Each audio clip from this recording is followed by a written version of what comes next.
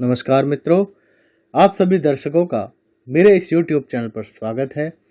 और आज मैं आपके लिए लेकर आया हूँ कक्षा 10वीं की पाठ्य पुस्तक में निहित प्रसिद्ध कवि बिहारी जी द्वारा रचित बिहारी सतसई में निहित दोहों का प्रसंग सहित सरलार्थ।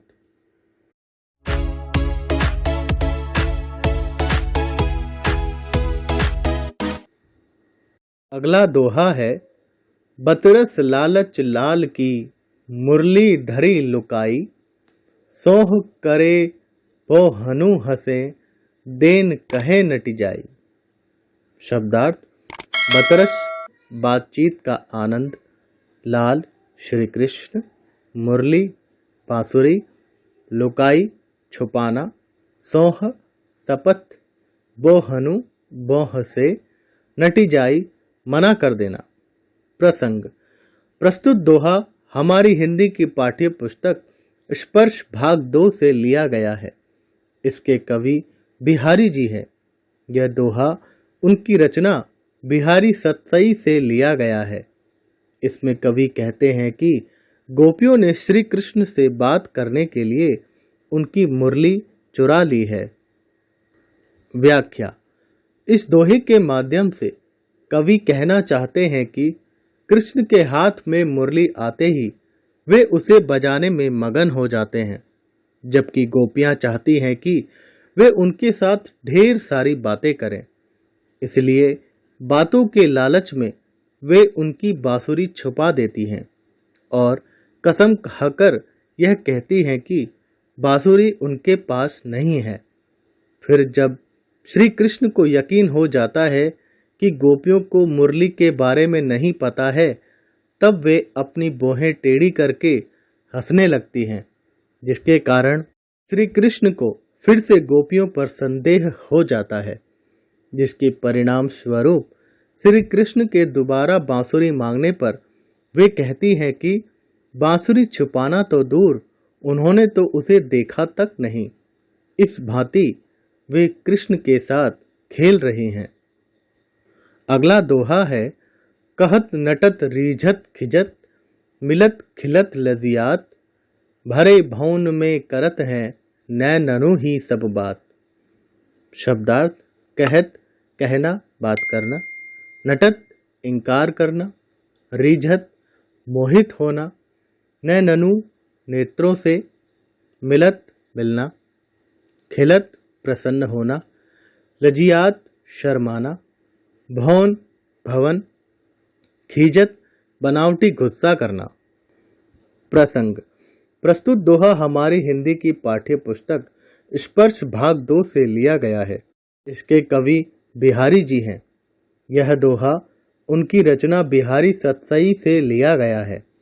इसमें कवि ने नायक नायिका की आंखों आंखों में चलने वाली बातचीत का सुंदर वर्णन किया है। व्याख्या: इस दोहे के माध्यम से कवि बिहारी जी ने लोगों की भीड़ में भी दो प्रेमी किस प्रकार अपने प्रेम का इजहार करते हैं, उसे बताने का प्रयास किया है। कैसे नायक और नायिका एक दूसरे से आंखों ही आंखों के इशारों से इस तरह बात करते हैं कि दूसरे लोगों को पता भी नहीं चलता।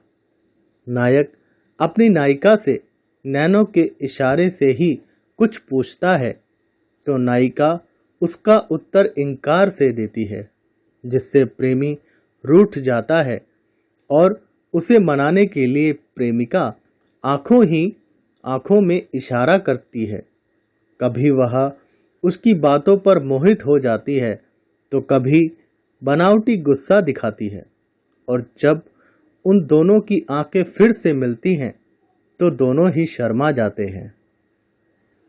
अगला दोहा है, बैठी रही अति सघन बन, पैठी सदन तन माह, देख दोपहरी जेठ की छाहो चाहती छा। शब्दार्थ: सघन घना, बन जंगल, पैठी घुसना, सदन तन भवन में, जेठ जून का महीना, छाहो छाया भी। प्रसंग: प्रस्तुत दोहा हमारी हिंदी की पाठ्य पुस्तक स्पर्श भाग 2 से लिया गया है। इसके कवि बिहारी जी हैं। यह दोहा उनकी रचना बिहारी सतसई से लिया गया है। इसमें कवि जून के महीने की गर्मी का वर्णन कर रहे हैं। व्याख्या। इस दोहे में कवि बिहारी जी ने जेठ का महीना अर्थात जून के महीने में पड़ने वाली गर्मी का वर्णन किया है। वे कहते हैं कि जून महीने की गर्मी इतनी अधिक हो रही है कि छाया भी इस गर्मी से बचने के लिए छाया ढूंढ रही है, अर्थात वह भी गर्मी से बचने के लिए जगह तलाश कर रही है। वह या तो किसी जंगल में मिलेगी या किसी घर के अंदर। ऐसा प्रतीत होता है जैसे गर्मी से बचकर विश्राम करने हेतु वह भी कहीं चली गई हो। अगला दोहा है, कागद पर लिखत न बनत, कहत संदेश लजात, कही है सबू तेरो हियो, मेरे हिय की बात। शब्दार्थ। कागद कागज, लिखत न बनत लिखा नहीं जाता, संदेशु संदेश, लजात लज्जा आना, कही है कह देगा, हिय हृदय। प्रसंग। प्रस्तुत दोहा हमारी हिंदी की पाठ्य पुस्तक स्पर्श भाग 2 से लिया गया है। इसके कवि बिहारी जी हैं। यह दोहा उनकी रचना बिहारी सतसई से लिया गया है। इसमें कवि ने एक नायिका की विरह दशा का वर्णन किया है। व्याख्या। इस दोहे में कवि ने एक नायिका की विरह का वर्णन किया है जो कि अपने प्रेमी से दूर है। वह अपने प्रियतम को अपनी स्थिति बता नहीं पा रही है। वह किसी कागज में प्रेम पत्र लिखकर अपनी पीड़ा व्यक्त नहीं कर पा रही है। उसे किसी को अपनी पीड़ा का संदेश भेजने में भी शर्म आ रही है। अंत में नायिका अपने प्रेमी से कहती है कि जिस तरह मेरा हृदय आपके लिए तरस रहा है, उसी तरह आपका हृदय भी मेरे लिए तड़प रहा होगा। इसलिए आप मेरे दिल की व्यथा अपने दिल से ही पूछ सकते हैं। वह आपको मेरे दिल के हाल के बारे में सब कुछ बता देगा। अगला दोहा है, प्रगट भये द्विजराज कुल, सुबस बसे ब्रज आई, मेरे हरो कलेश सब, केशव केशव राई। शब्दार्थ। द्विजराज, पहला अर्थ है चंद्रमा और दूसरा अर्थ है ब्राह्मण। सुबस, अपनी इच्छा से। केशव राय, बिहारी कवि के पिता। केशव, श्री कृष्ण। प्रसंग। प्रस्तुत दोहा हमारी हिंदी की पाठ्य पुस्तक स्पर्श भाग 2 से लिया गया है। इसके कवि बिहारी जी हैं। यह दोहा उनकी रचना बिहारी सतसई से लिया गया है। इसमें कवि श्री कृष्ण से उनके कष्ट दूर करने की प्रार्थना करते हैं। व्याख्या। इस दोहे में एक बात ध्यान देने योग्य है कि इस दोहे में द्विजराज शब्द के 2 अर्थ निकलते हैं। पहला चंद्रवंश और दूसरा ब्राह्मण वंश। पहले अर्थ के माध्यम से कवि श्री कृष्ण से कहते हैं कि आपने स्वयं ही चंद्रवंश में जन्म लिया और ब्रज आकर बस गए, जहां उन्हें सब केशव कहकर बुलाते हैं। और दूसरा अर्थ यह है कि मेरा जन्म बुंदेलखंड के ग्वालियर नगर में एक द्विज अर्थात ब्राह्मण परिवार में हुआ और मैं स्वेच्छा से ब्रज में आकर बसा हूँ और मेरे पिताजी का नाम केशव राय था।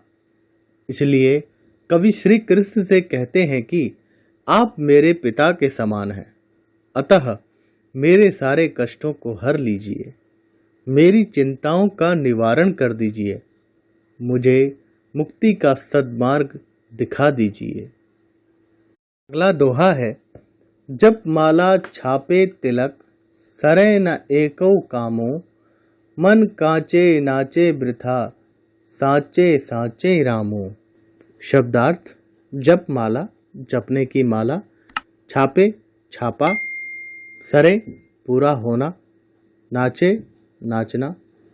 मन कांचे, कच्चा मन। बिना सच्ची भक्ति वाला। वृथा, बेकार में। साचे, सच्ची भक्ति वाला। राचे, प्रसन्न होना। प्रसंग: प्रस्तुत दोहा हमारी हिंदी की पाठ्य पुस्तक स्पर्श भाग 2 से लिया गया है।